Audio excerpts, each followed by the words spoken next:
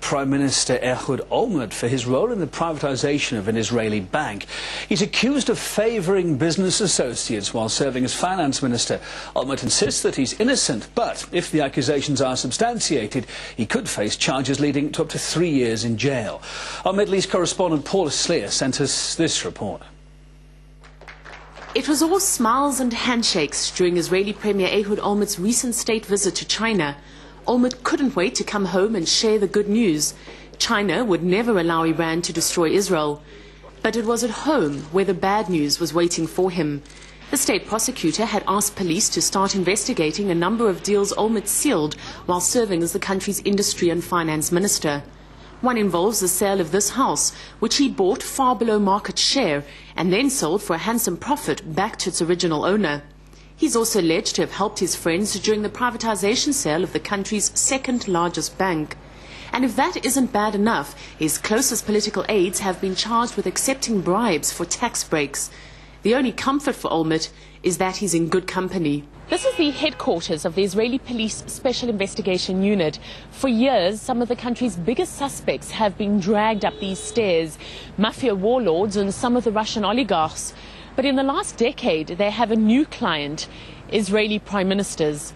The first was Benjamin Netanyahu, who was charged with obstruction of justice, bribery, fraud and breach of trust.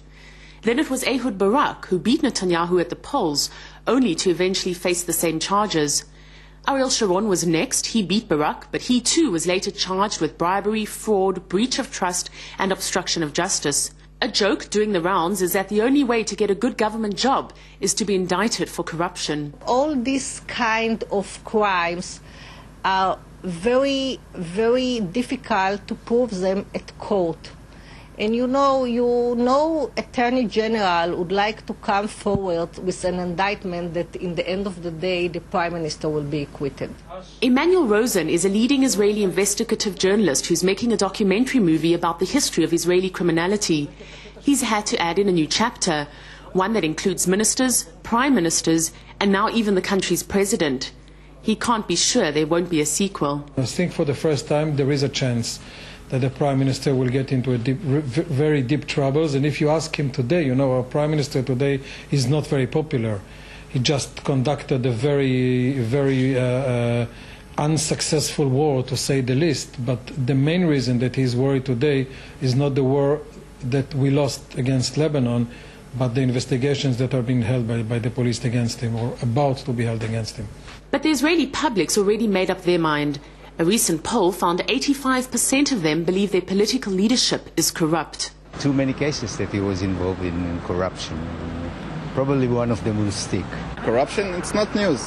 Sorry, every one of them is corrupted in some way. So the smell is not so good.